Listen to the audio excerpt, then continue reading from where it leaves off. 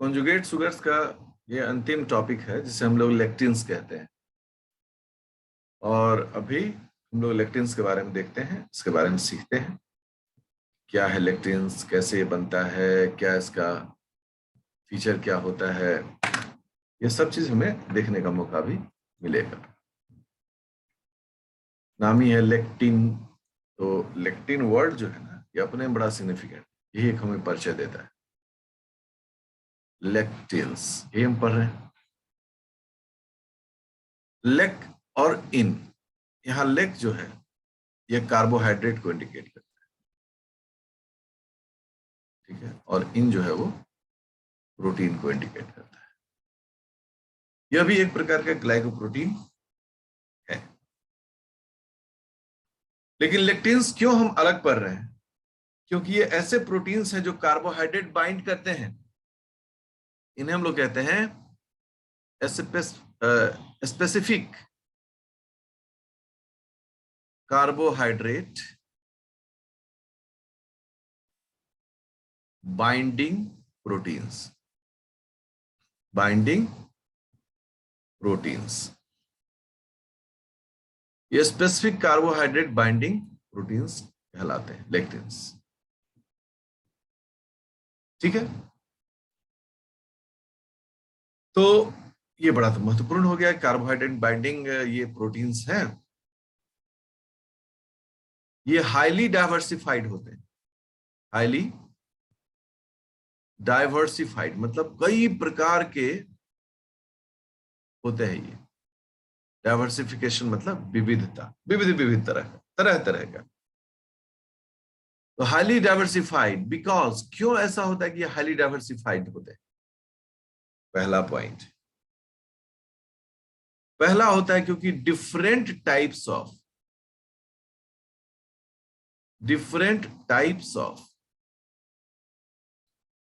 monosaccharide, different types of monosaccharide can bind together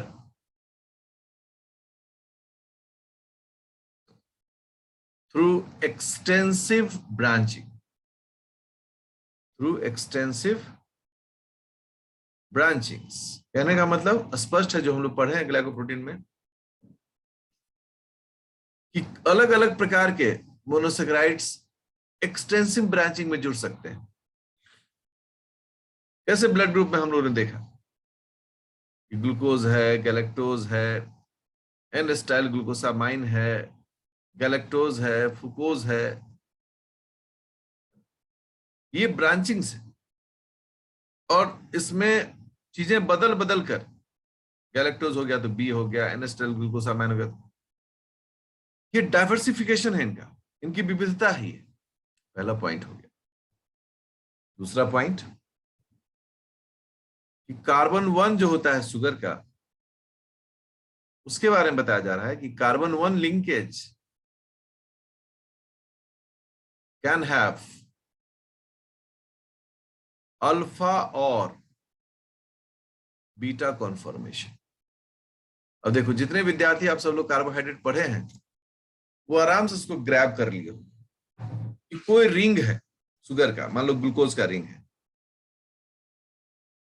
इस ring का 2 conformation होता है, एक अल्फा फॉर्म में या फिर दूसरा बीटा फॉर्म में। ये भी वैरायटी दे देता है, ये भी क्या करता है? वैरायटी देता है। हमको कोई बोला कि हाँ भाई ग्लूकोज जुड़ा है, तो हम पूछेंगे कौन सा ग्लूकोज जुड़ा है, अल्फा डी ग्लूकोज कि बीटा डी ग्लूकोज? ये हमारे पास तुरंत सवाल आएगा। यह भी विविधता का एक कारण है। तीसरा, third point, nature of branching. Nature of branchings, branchings का क्या नेचर है? मान लीजिए कि कोई स्ट्रेट चेन में ये भी और एक ब्रांच, कोई है कि नहीं ऐसे है, उसमें ऐसे ब्रांच हुआ, फिर ब्रांच में ब्रांच हुआ, ऐसा भी हो सकता है। ये जो नेचर ऑफ ब्रांचिंग होता है, ये भी इसको बहुत ही विविध बनाता है लेक्टिन को। लेक्टिन हमने तो उसको, लेकिन शाब्दिक अर्थ में इसका मतलब होता है टू सेलेक्ट, चुनना। लैटिन वर्ड है और इसका शाब्दिक अर्थ है चुनना। ये कहां कहां मिलता है लेक्टिन्स? फाउंड एनिमल्स में, प्लांट्स में एंड माइक्रोब्स, मतलब सब में। सब में, ये सब जगत सर्वत्र व्यापी है ये, ठीक है ना। और रोल क्या है इसका? जब ये ग्लाइकोप्रोटीन है तो सब वही रोल है, that is cell cell interaction. यही इसका काम है, ठीक है। और उसमें भी सेल सेल कांटेक्ट जो है उसको ये इनहांस करता है। अब हम लोग अगले बिंदु पर आते हैं। अब देखो कि मैं एक प्रोटीन बनाया मैंने, सब लोग समझना अच्छे से, और उसके साथ शुगर जुड़ा हुआ है। मैंने कहा कि ये जो शुगर है ये टर्मिनल शुगर है, टीएस। तो यही पहचान है। अब बताइए इस ग्लाइकोप्रोटीन में कितना पहचान है, एक की दो? सब लोग? एक सर। एक पहचान है। कभी कभी क्या होता है कि लेक्टिन्स जो होते हैं वो भी तो यही सीरीज है। लेक्टिन्स में चूंकि कार्बोहाइड्रेट बाइंडिंग प्रोटीन्स है, तो इसमें कार्बोहाइड्रेट बाइंड करता है, तो इनका जो सीक्वेंस है उस सीक्वेंस में बहुत मजेदार तरीके से देखने का मौका मिलता है। एक्स वाई जेड, ये एक्स वाई जेड जो है ये 3 कार्बोहाइड्रेट बाइंडिंग डोमेन्स है। 3 कार्बोहाइड्रेट बाइंडिंग डोमेन्स है। इस लेक्टिन से कितने तरह के कार्बोहाइड्रेट जुड़ सकते हैं बताइए आप लोग? 3 टाइप्स। तो लेक्टिन्स की एक खास बात होती है कि इसमें 2 या 2 से ज्यादा बाइंडिंग साइट्स होते हैं फॉर कार्बोहाइड्रेट। मतलब 2 या 2 से ज्यादा बाइंडिंग साइट जो है ये कार्बोहाइड्रेट के लिए हो सकते हैं। यह एक हमें समझ देता है लेक्टिन के बारे में कि lectin is carbohydrate binding protein. अब आता है टाइप्स। जब टाइप्स की बात आता है तो इतना एक्सटेंसिव है, आजकल तो बहुत वर्क चल रहा है ना, इतना एक्सटेंसिव है इसके टाइप्स को कि जब इसके टाइप्स की बात करते हैं हम, हमें मल्टीपल टाइप्स का मिलता है। तो लोगों ने इसको फैमिली बनाया, कहा लेक्टिन फैमिली। इस लेक्टिन फैमिली में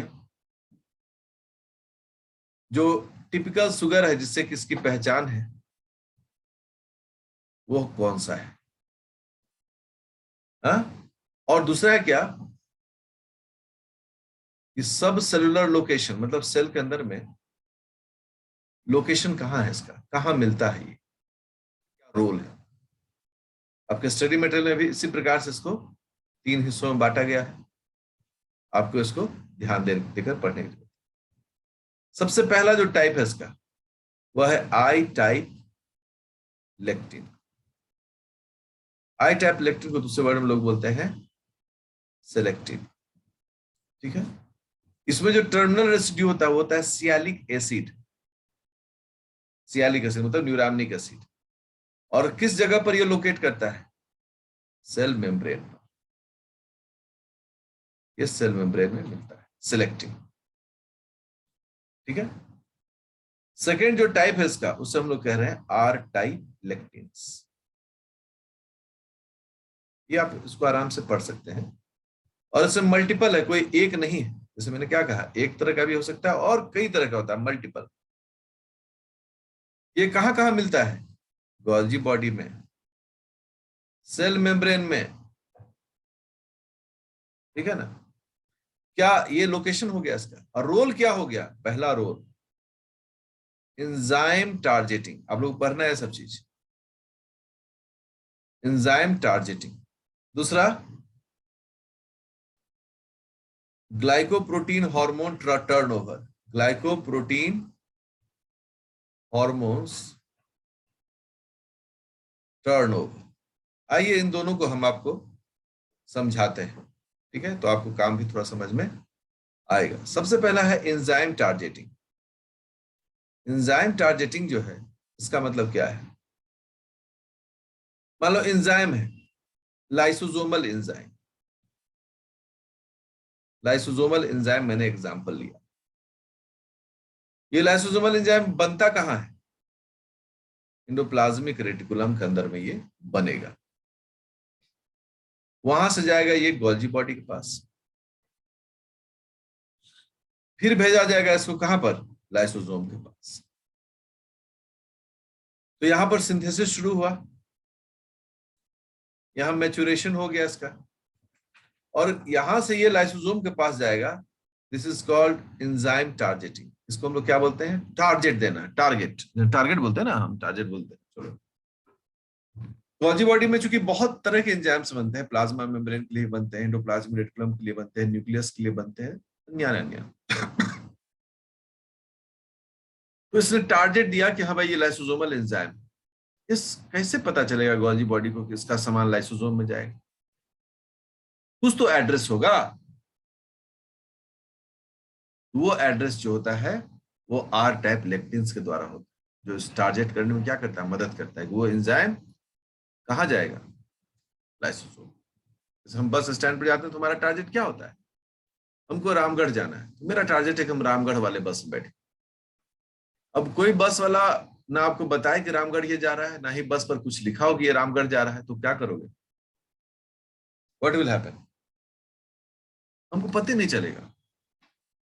तो इसी तरह से जैसे कि बस पर लिखा रहता है कि ये बस रामगढ़ को जाता है, उसी प्रकार ये एंजाइम टारगेटिंग इस काम में मदद करता है।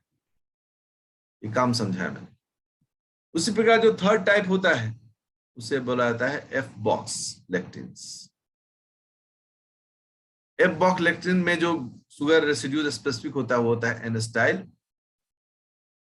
ग्लूकोसामाइड। ये साइटोप्लाज्म में मिलता है और इसका काम क्या है? Degradation of unfolded proteins. Unfolded proteins को दूसरे वर्ड में हम लोग बोलते हैं डिफेक्टिव प्रोटीन्स। अब आप समझ होंगे लेक्टिन्स क्यों इतना महत्वपूर्ण है। बहुत महत्वपूर्ण है इसका अध्ययन, और आपके लिए यह भी महत्वपूर्ण है कि आप इसके टाइप्स को दिमाग में रखें। सेल सेल जब पढ़ाएंगे चर्चाएं कई जगह पर आएंगी। सी टाइप लेक्टिन्स, इसके शुगर रेसिड्यूज भी वेरियस होते हैं, कई प्रकार के होते हैं। ये प्लाज्मा मेम्ब्रेन में मिलता है, एक्स्ट्रासेलुलर फ्लूइड में मिलता है, कई काम को ये अंजाम देता है। जैसे सेल एडहेशन, एक सेल दूसरे सेल से कैसे चिपकेगा, इनेट इम्यूनिटी, इनेट इम्यूनिटी जो हम लोग को जन्म से मिलता है इम्यूनिटी, उसमें भी इसका रोल देखा जाता है। वहां पर लोग इसको सी टाइप लेक्टिन्स को हम लोग कलेक्टिन्स भी कहते हैं। इम्यून सिस्टम इसको बढ़ाया जाता है।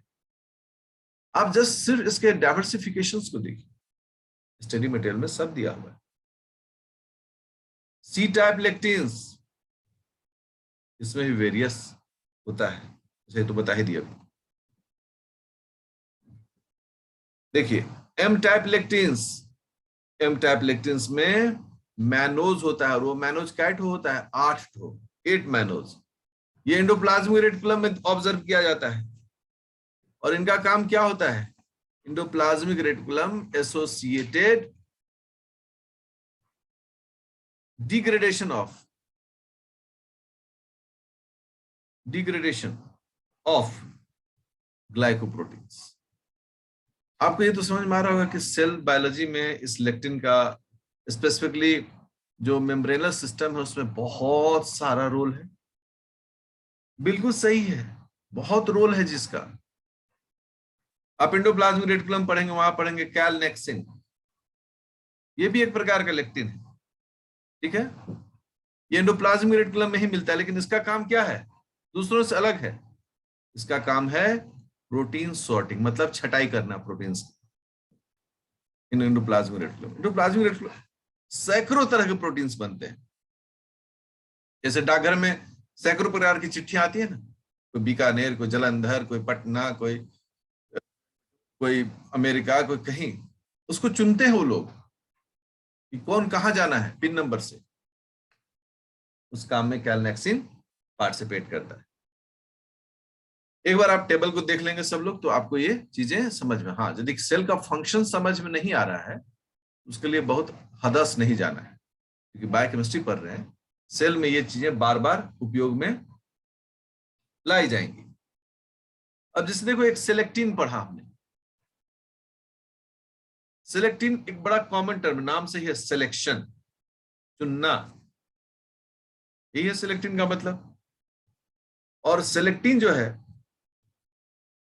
उसके बारे में हम लोग क्या बोलते हैं कि सेलेक्टिन एक खास तरह का लेक्टिन है सी फैमिली से, इसको सी फैमिली लेक्टिन कहते हैं, लेक्टिन से, ठीक है ना। और इसका बड़ा इंपॉर्टेंट रोल होता है, ठीक है ना। कहते हैं कि जब मान लो कोई सेल है, टिश्यू है, टिश्यू में इंजरी हो गया, इंजरी हो गया मतलब टिश्यू डैमेज हो गया, चोट लग गया, कट गया, फल गया, तो वहां का जो इम्यून सेल होता है उसको तो बचाना है अपने सेल को जो डैमेज हुआ है, वो वहां पर इन्फ्लेमेशन कॉज करता है। सबको याद होता होगा जहां कटता है, चोट लगता है, वहां पर फूल जाता है, हाँ या ना? Yes sir. बिल्कुल फूलता है। तो उसमें ये सेलेक्टिन्स बहुत महत्वपूर्ण काम करता है। और सेलेक्टिन्स के कई टाइप भी होते हैं, जैसे एल सेलेक्टिन। ये एल सेलेक्टिन जो है वो लिम्फ नोड में पाया गया। सामान्यतः इस तरह के जो नेमिंग होते हैं उसमें जिस ऑर्गन में वो पाया जाता है उस ऑर्गन का पहला अल्फाबेट दिया जाता है नॉर्मली, कहीं कहीं इसमें बदलाव भी देखा जाता है। जैसे ई सेलेक्टिन, ई सेलेक्टिन जो है वो एंडोथेलियम ऑफ ब्लड वेसल वहां पाया जाता है, ब्लड वेसल्स में पाया जाता है, ठीक है। पी सेलेक्टिन, पी सेलेक्टिन जो है वह प्लेटलेट्स में पाया जाता है, जो ब्लड में मिलता है ना उसमें पाया जाता है। ये कुछ पॉपुलर एग्जांपल्स हैं, there are some popular examples, ठीक है। और कितना महत्वपूर्ण ये रोल अदा करते हैं सेल के रेगुलेशंस में कि सेल को अगर ये ना मिले ना तो बहुत सही तरीके से काम ही नहीं कर पाएगा ये, ठीक है। अब आगे के लिए आप थोड़ा इसमें जो डिटेल है वो स्टडी मटेरियल में स्टडी कर लीजिए, उसमें अब कोई दिक्कत नहीं है। Go in study materials, read out there, read out. तो ये जो भी आपने पढ़ा, ये पढ़ा लेक्टिन्स के बारे में।